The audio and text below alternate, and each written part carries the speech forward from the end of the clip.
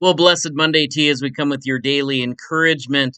And last Sunday, we were focusing on the parables of Jesus and the understanding that Jesus gives to the disciples and to us is wisdom. And one of the wisest people of the Old Testament, at least as far as his offer is concerned, maybe not always in his application, was Solomon. And Solomon was considered a man of wisdom. But, like any person, he had his moments. He was human. He was not wisdom itself, as we understand Jesus to be. Jesus is to be perfect wisdom. Solomon was able to apply his wisdom to some extent. And one of the most famous cases that Solomon had was the case between the mothers who were claiming one child as their own. And so we read in 1 Kings chapter 3, beginning with verse 16. Later, two women who were prostitutes came to the king and stood before him. The one woman said, "Please, my lord, this woman I live with in the same house gave birth while she was in the house. And then on the third day after I gave birth, this woman also gave birth. And we were together, and there was no one else with us in the house. Only the two of us were in the house. Then this woman's son died in the night because she lay on him. She got up in the middle of the night and took my son from beside me while your servant slept. She laid him on her breast and laid her dead son on my breast.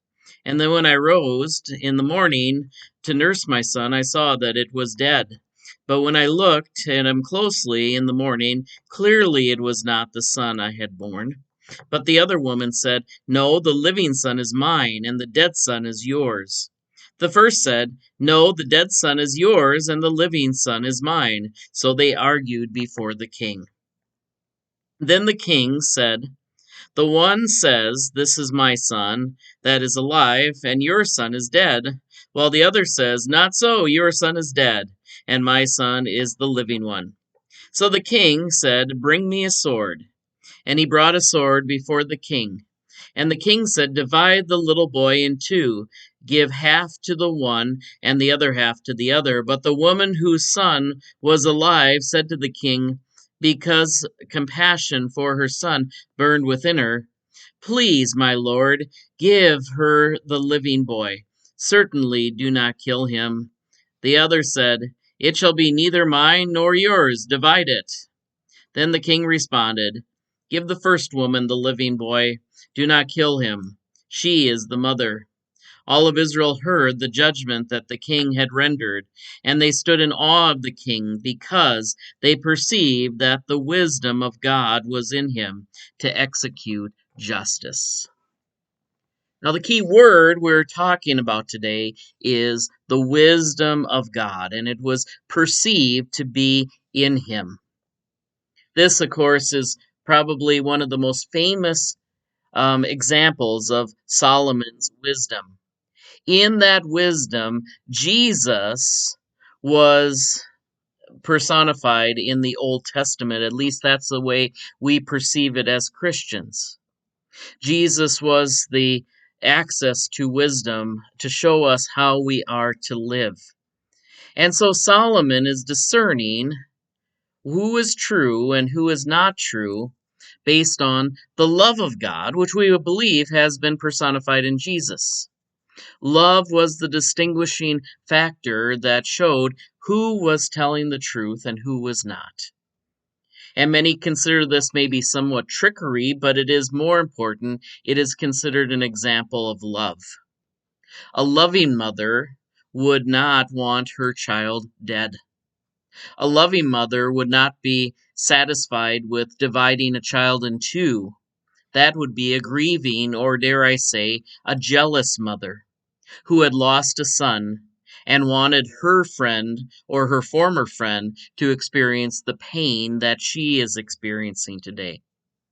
Through wisdom, Solomon was able, without a DNA test, to know which one was telling the truth. And it was perceived as being a wisdom from above. And the key word, I think, is both wisdom and love. Love was the distinguishing mark to show who was telling the truth. Love was the distinguishing mark to show who is from God and who is not from God.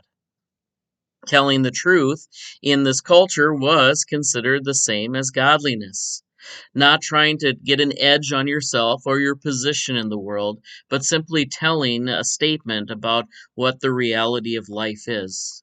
Yet with the expectation that they are going to find a way to preserve life rather than preserve death.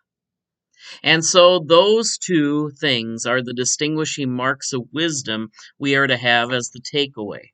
Obviously, one is that Solomon was a wise person by showing his shrewdness to saying who was lying or who wasn't. But if there is a secondary application, it is for us to seek God's wisdom, as Solomon did, as we hear about in our Old Testament lesson, and also to seek love. Who had the loving response? Only one of the two women wanted the preservation of the innocent party in this case, and that was the little child. And it was the loving mother who put that child's value first before her own advantage. And so it was in that we see the wisdom of God. God bless you today. We trust that these continue to be words of encouragement. See you next time. Take care.